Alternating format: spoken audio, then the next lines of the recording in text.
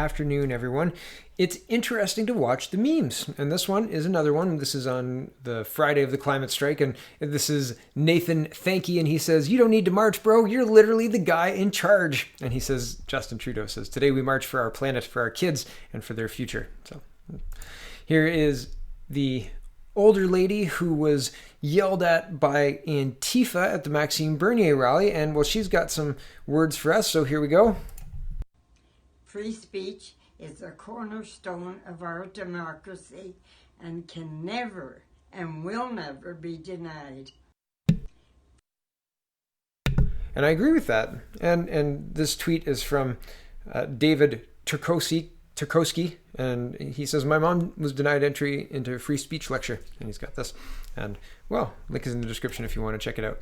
Here is the meat of this video, and it's not the handgun ban that I'm concerned about, although it's concerning. It's the idea that the municipalities could be able to or should be able to ban handguns, because what will happen if, like, Mississauga doesn't, and Milton doesn't, and Guelph does, and Kitchener-Waterloo doesn't, but Waterloo does? You know, like, having different governances in different municipalities in that way seems really counterproductive, especially because most people I know don't have a handgun. And while it doesn't seem like it would matter, it does matter, because this is a little sprinkle of, we're not going to listen to the premier, we're going to just listen to the federal government who just granted these powers to the municipality. I think it's wrong. I think it's a wrong way to go. Our system has 3 layers. Our system has specifically distributed powers for a reason, and ignoring it is very, very problematic in my opinion. So here's iPolitics.ca, and they're reporting, quote, "Trudeau criticized by ER doctor at campaign event who says handgun plan is the wrong idea." Justin Trudeau faced criticism from a Toronto emergency physician on Monday morning as the Liberal leader spoke with a panel of medical professionals about his party's plan to curb gun violence. "While I appreciate the efforts that your government has announced, I think the idea of letting cities ban handguns is the wrong idea," Dr. Joel Lexchin, an emergency physician for Toronto's University Health Network, told Trudeau at the event in a Toronto hotel. Lexchin's criticism was connected to a platform pledge the Liberals announced earlier this month, which said a re-elected Trudeau government would work with the provinces and territories to give municipalities the power to restrict or ban handguns. The provinces are going to have to allow the cities, and there are provinces with leadership out there who are not going to accept this, Lexchin told Trudeau. As recently as August, Ontario Premier Doug Ford has voiced his opposition to handgun bans, saying such a measure was not the solution to rising gun violence. Ford also opposed the ban when requested by Toronto City Council in 2018. Toronto alone has experienced 342 shootings so far this year, according to local police data, affecting 505 victims. Both of those tallies have already surpassed last year's full-year counts, which showed 313 shootings along with 412 victims. Toronto's Mayor John Tory has reportedly called for a ban on handguns and assault weapons. The Liberals promised earlier this month to ban all assault-style semi-automatic sport rifles in Canada, but stopped short of banning handguns countrywide. While new announcements are being made, iPolitics also learned this month that regulations to enforce key elements of gun control legislation that Trudeau's government passed last year are not yet public and can't be published or put into place until after the election on October 21st. So presumably a re-elected Trudeau government would move forward with further previously unannounced and unpublishable gun plans, gun removal plans. I scroll down a little bit. Quote, as law enforcement experts routinely highlight, criminals don't respect geographic boundaries, and the vast majority of gang and gun crime do not involve legally obtained guns. Premier's office spokesperson Ivana Yelch wrote in an emailed statement on Monday. The Premier doesn't believe in blaming law-abiding hunters and gun owners for the crimes of gang members. He supports evidence-based decisions and stands with of the Canadian Associations of Chiefs of Police. Trudeau was asked about the difference of opinion with Ford by reporters after the panel on Monday morning. He responded that his government would work with provinces wherever possible. "We will ensure that cities have the tools to ban or restrict handguns as they wish," Trudeau assured.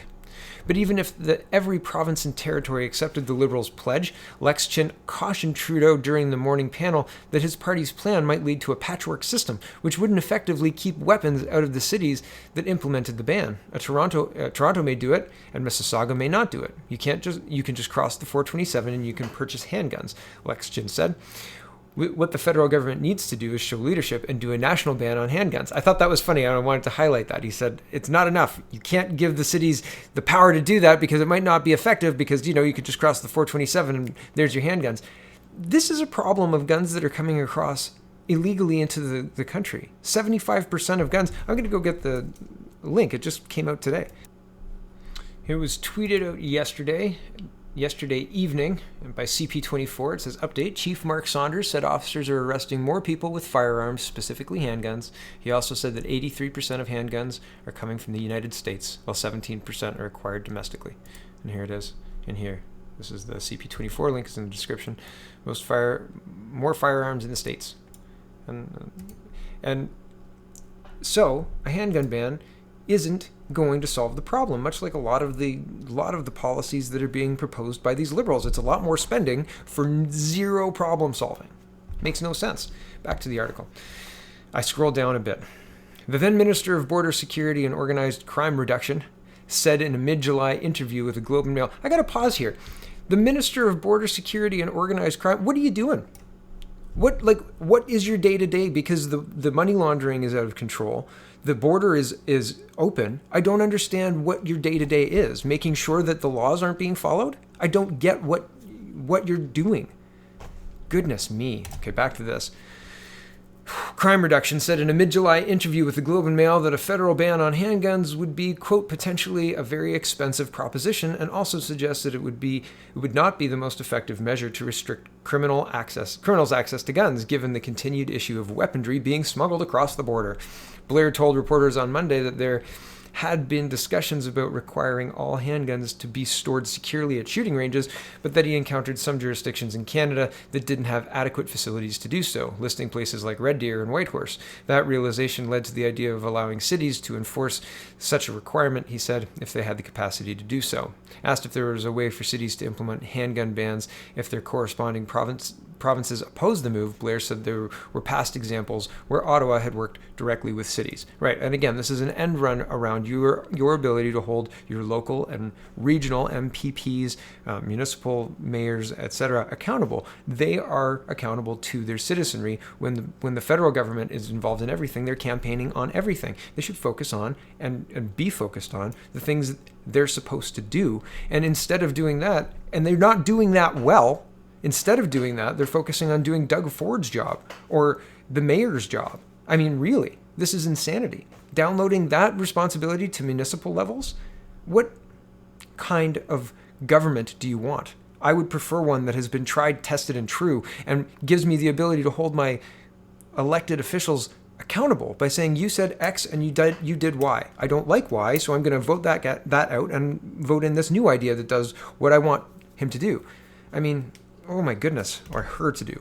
Goodness me. Okay, here's the last bit of this. This is the gun control plank of the Liberals' platform, and I just wanted to highlight this because, I think it bears knowing that some people think this is a good idea. I think this is a terrible idea. I think this won't solve the problem and will be expensive and will also make angry anybody who owns a gun. Here we go.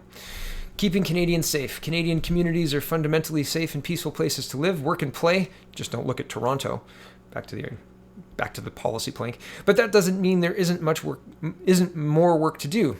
We will continue to move forward with the things that keep Canadians safe today as we build a safer and more secure world for our children and our grandchildren.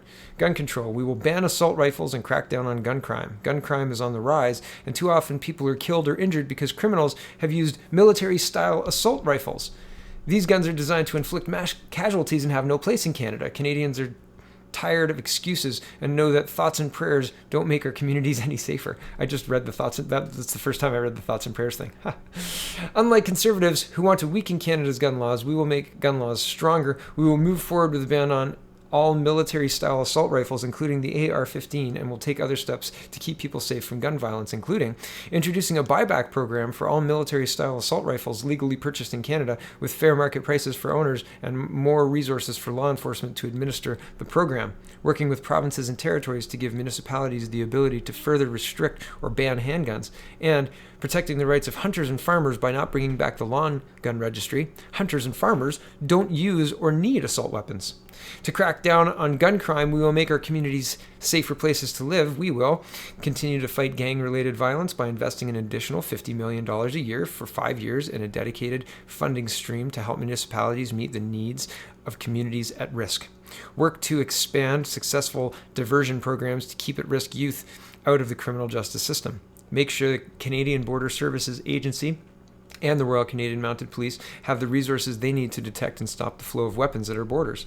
Require everyone importing ammunition to show proof of valid firearms license. Make it harder for legal weapons to get into the hands of criminals by further strengthening safe storage laws. Address the problem of gender-based and intimate partner violence head-on by temporarily suspending firearms licenses for people who are suspected of posing a danger to themselves or others, including their partner or kids. Okay, I have to ask you, what do you think this accomplishes, right? If somebody's got a firearms license and revoking it, it's frustrating because to me, it feels like it accomplishes very little other than adding a charge to the person if they commit some kind of violent crime. Because if they have a gun license, they've been vetted very, very, very carefully by the RCMP and by all of the checks and balances that are in place by our system that already runs. And as we've just seen, a lot of the gun violence is happening with handguns coming in from the United States, not AR-15s from hunters. So this just seems like an added, like, oh, right, and you didn't have a gun license when you were doing that because you were unsafe around your kids. And who's going to administer that? Like, who's going to make that decision to say, yes, your gun license is now revoked? These ideas sound good on paper. In practice, they're nightmares because it's unenforceable. You can't. It's very difficult to enforce something like this. Okay. Introduce a system for flagging bulk purchases of guns. Strengthen penalties for people seeking to smuggle firearms into Canada. Well, and again, this Liberal government just weakened a bunch of different indictable offenses down to hybrid offenses through Bill C-75. Like, from everything from bribery to selling in office, terrorist-related offenses have been changed from indictable offenses to hybrid offenses. It's incredible. And they say they're strengthening the penalties from what you weaken them to. Like, my goodness. Limiting the glorification of violence by changing the way firearms are advertised, marketed, and sold in Canada. I hate to tell you, have you watched TV? Violence is rampant on television. And what kind of nanny state are you proposing? It is incredibly offensive to see a lot of these planks. So I just wanted you to read them because, and by read them, I wanted you to listen to me read them and rant about them because none of these are a good idea. None of these will solve the problems they're proposing to solve. And it's frustrating. It's frustrating because people refuse to look at this and think about it critically. Maybe there's conversation to be had around some of these planks. And I'm not saying that all of them are garbage, but at the same time, together, it sounds like a nanny state that is not worried about citizens' freedom. And, well, I mean, that's not the Canada that I grew up in. Thanks for watching, everybody. Don't forget to vote. October 21st is voting day. And have a wonderful, wonderful